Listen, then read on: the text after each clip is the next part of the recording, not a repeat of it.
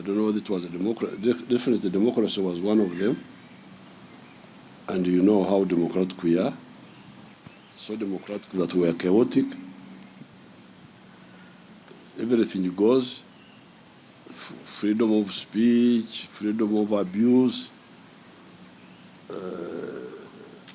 Definitely democracy. The elections, the leadership changes. That one is definitely we have achieved what we although the distortion now is that the participants are not democratic minded. They still want to use bribery in elections, to use lies. So really the issue is now just the quality of democracy.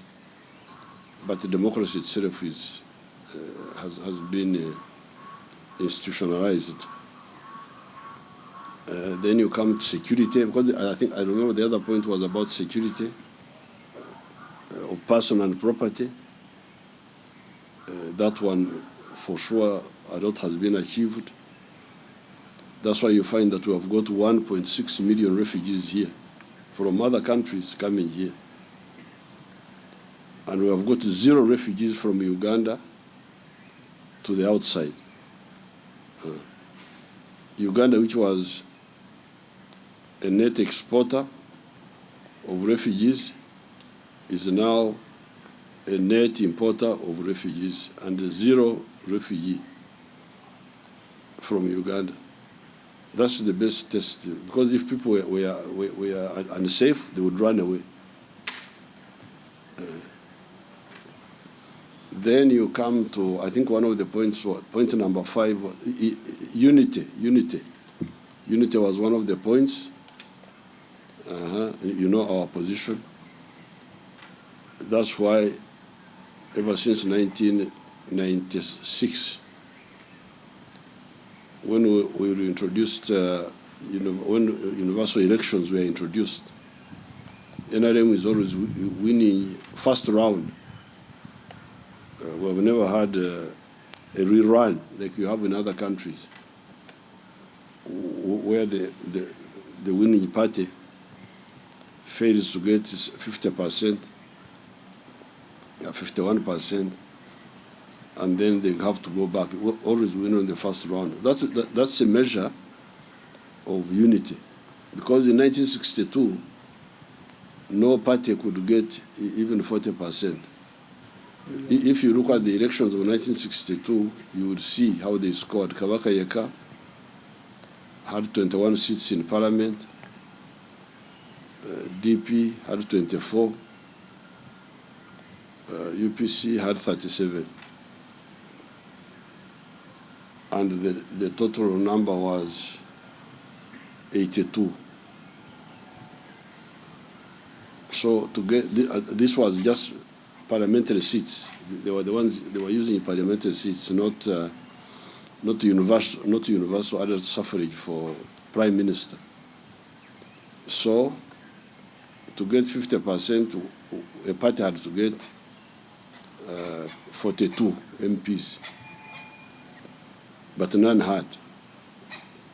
Why? Because they had fragmented the country politically according to tribes.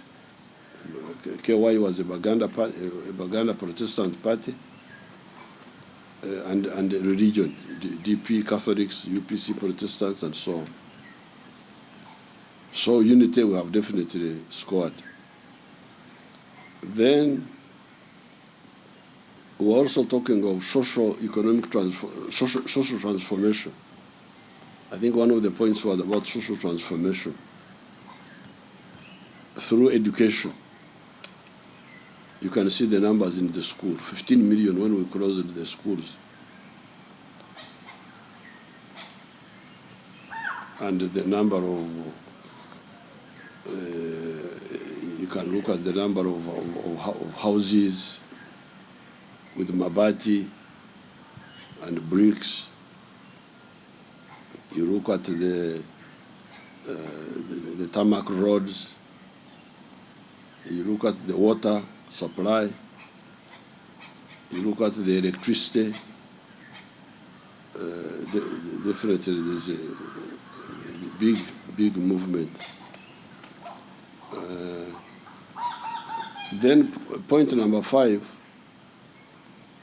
was building an economy which is integrated and self-sustaining and independent. We have not fully moved on that, but we have moved. For instance, you find that with tourism, which is a sector, because that point number 5 was talking about integration of the economy, vertical integration and also horizontal integration. Vertical integration means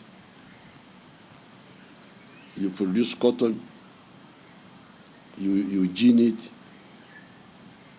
you spin it, you weave it, and you have a shirt like the one I'm putting on now. That's vertical. When you produce cotton and export it as cotton, there's no integration there. So that one has been achieved in some of the sectors, like in the textile. The shirt I'm putting on is from fine spinners, from our cotton up to. The only thing they add on is polyester too, which they are still importing.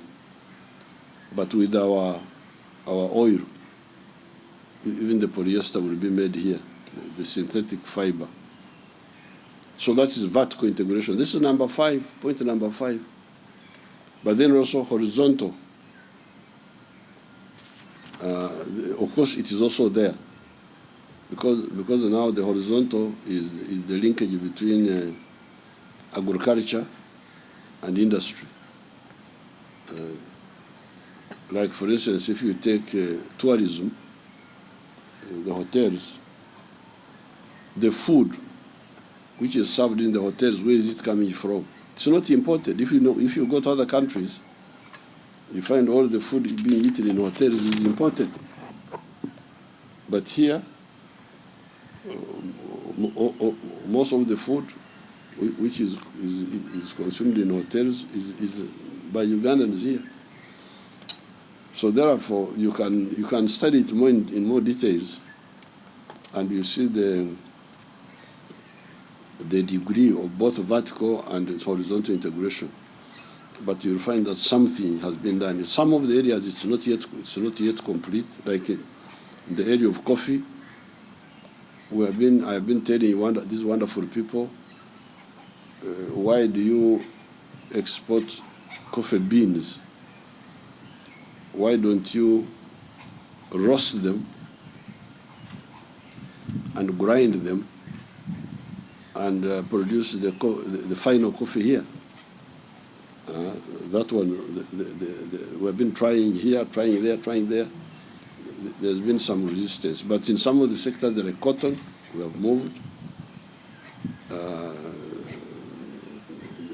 The seed industry, you get like Mukwano produces sunflower,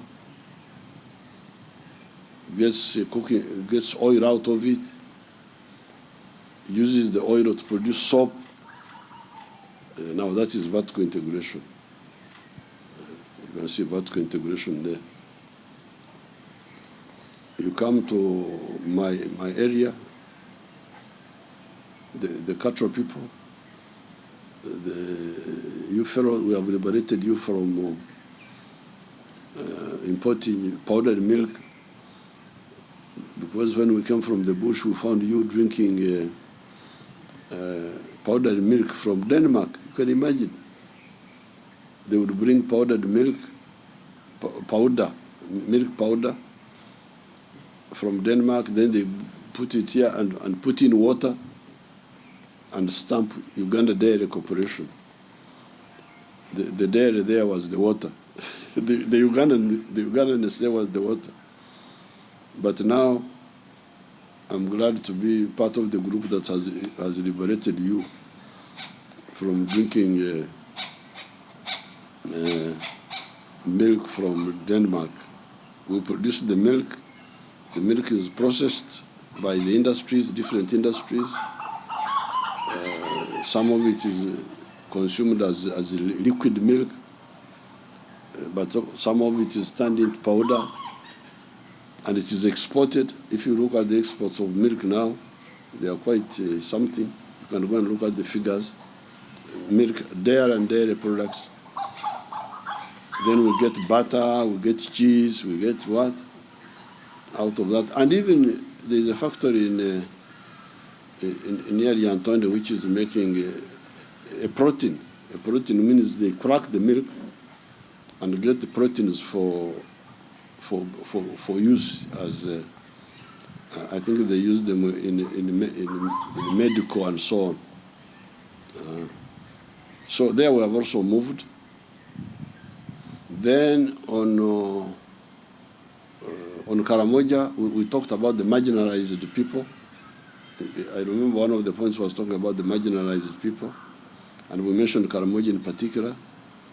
If you go to Karamoja now, you go on a tarmac road, you find electricity there, hotels are coming there, plus the education, the immunization. Population has grown up, so definitely there's some movement there. And finally, there was also the point about integration in East Africa. That was one of the points. We succeeded in reviving the East African community, and we are working together with our colleagues on the Federation of East Africa.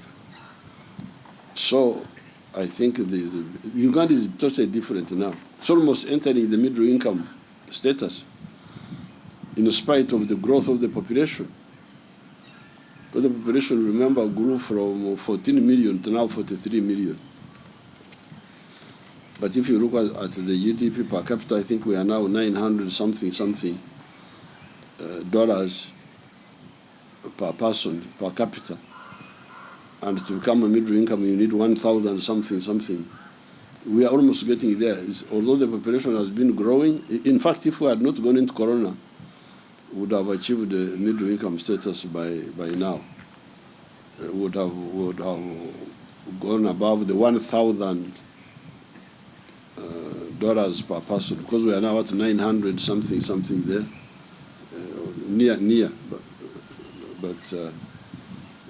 And this is in spite of the growth of big growth of the population. And I have no what about my Bazu crew. Some people are worried, oh, they are to me. I say, no, Mbareke, you leave them. I know how I will utilize them. So that is what I can say for now.